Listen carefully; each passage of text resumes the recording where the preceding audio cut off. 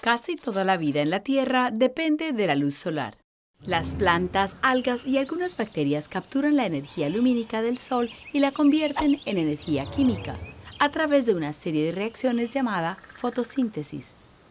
Estos organismos producen carbohidratos a partir de componentes básicos como el agua y el dióxido de carbono del ambiente y durante este proceso liberan oxígeno. La fotosíntesis nutre a casi toda la vida en el planeta.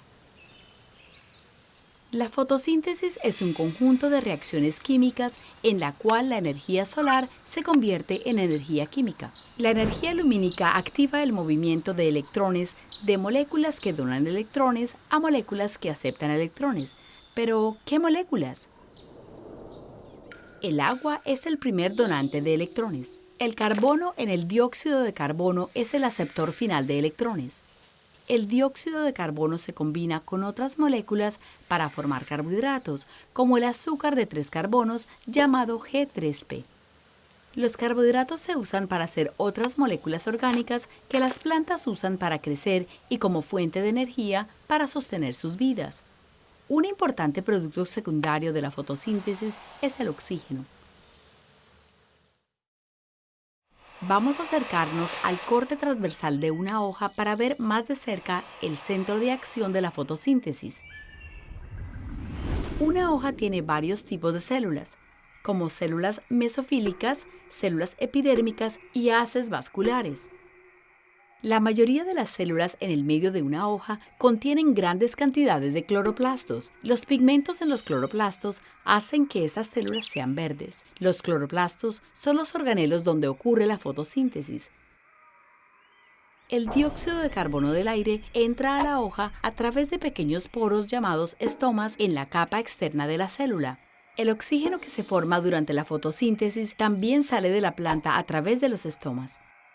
La planta transporta moléculas orgánicas producidas en las células de la hoja hacia otras células a través del sistema de tuberías que se encuentra en los haces vasculares.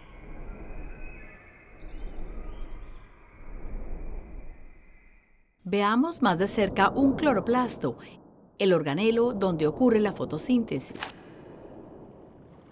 La fotosíntesis consiste en dos conjuntos de reacciones químicas, las reacciones luminosas y el ciclo de Calvin.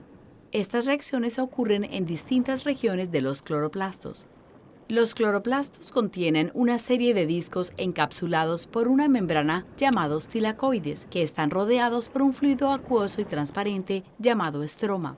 Las reacciones luminosas se llevan a cabo en moléculas en las membranas de los tilacoides, mientras las reacciones del ciclo de Calvin se llevan a cabo por moléculas en el estroma. Vamos a explorar estas regiones y sus funciones con más detalles. En la membrana del tilacoide, las reacciones luminosas transforman la energía lumínica en energía química. La energía lumínica impulsa la formación de moléculas de ATP a partir de ADP y de moléculas de NADPH a partir de NADP+ y electrones. Durante este proceso, las moléculas de agua se dividen y se forma el oxígeno, que puede ser liberado a la atmósfera. En el estroma, las reacciones del ciclo de Calvin usan energía química de ATP y NADPH para combinar dióxido de carbono del aire con moléculas orgánicas para formar nuevas moléculas como el azúcar G3P. ADP y NADP+ se reciclan y se pueden usar de nuevo en las reacciones luminosas. Las plantas aumentan su biomasa a través de la formación de estas nuevas moléculas orgánicas. Las membranas tilacoidales contienen moléculas especializadas que funcionan juntas para llevar a cabo las reacciones luminosas. La luz es absorbida por complejos de pigmentos y proteínas llamados fotosistemas. Hay dos fotosistemas, fotosistema 1 y fotosistema 2. Los fotosistemas transforman la energía lumínica en energía química al excitar y transportar electrones de molécula a molécula, como en una cadena en la membrana tilacoidal. A este proceso se le llama una cadena de transporte de electrones. Veamos más de cerca cómo funciona este proceso. Primero, los fotones de luz llegan a la clorofila, un pigmento que absorbe la luz en el fotosistema 2. Los electrones en la clorofila se excitan a un mayor nivel de energía. Los electrones excitados pasan por un portador de electrones.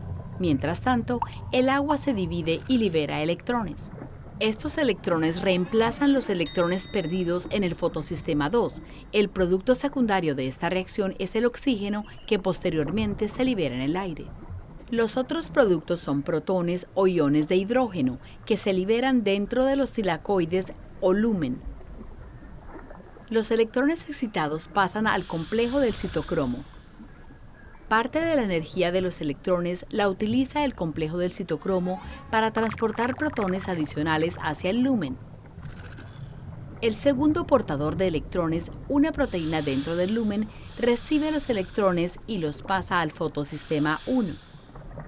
Estos electrones ya han perdido la mayor parte de la energía recibida de la luz en el fotosistema 2.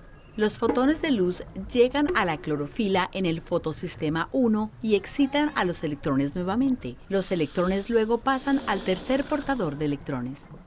Finalmente, estos electrones son reciclados o interactúan con una enzima y con NADP+, el aceptor final de electrones de las reacciones luminosas, para formar NADPH. Parte de la energía de la luz ahora está almacenada en la molécula reducida de NADPH. Parte de la energía liberada por la transferencia de electrones ha establecido un gradiente de protones a través de la membrana tilacoidal. Los protones que se acumularon en el lumen se difunden hacia el estroma a través de una enzima llamada ATP sintasa. La ATP sintasa usa la energía potencial del gradiente de protones para combinar ADP con fosfato inorgánico para formar ATP.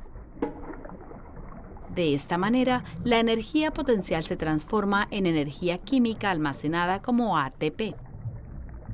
ATP y NADPH ahora tienen energía almacenada a partir de las reacciones luminosas. Esta energía se puede usar en el ciclo de Calvin. Esta cadena de transporte de electrones activada por la luz suele ser continua en presencia de luz solar.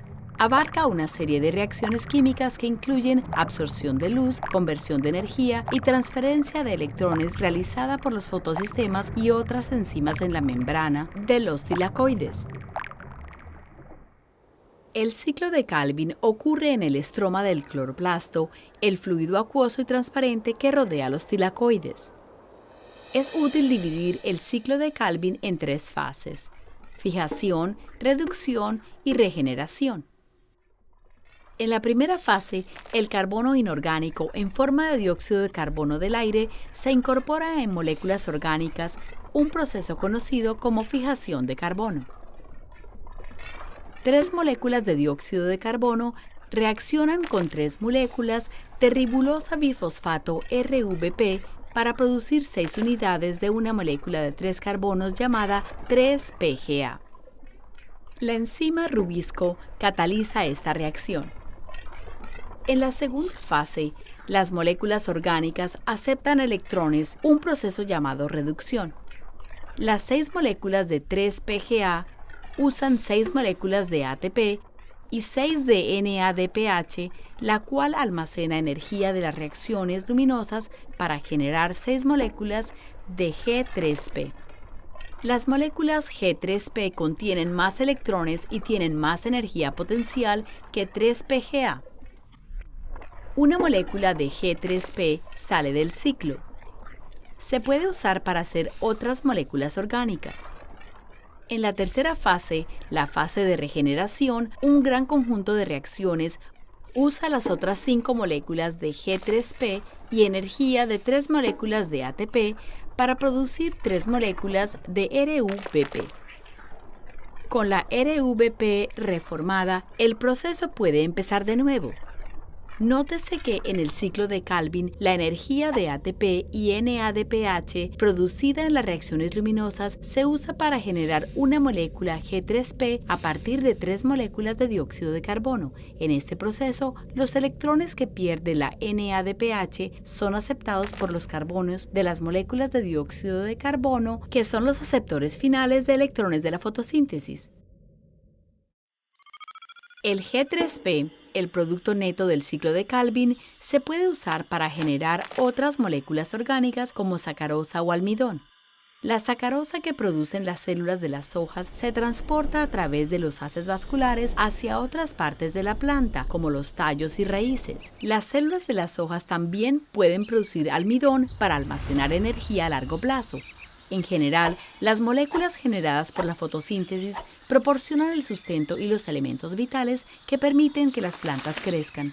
A nivel mundial, la fotosíntesis produce un estimado de 150.000 millones de toneladas métricas de carbohidratos al año y es responsable del oxígeno de nuestra atmósfera, lo que lo convierte en uno de los procesos químicos más importantes para la vida en la Tierra.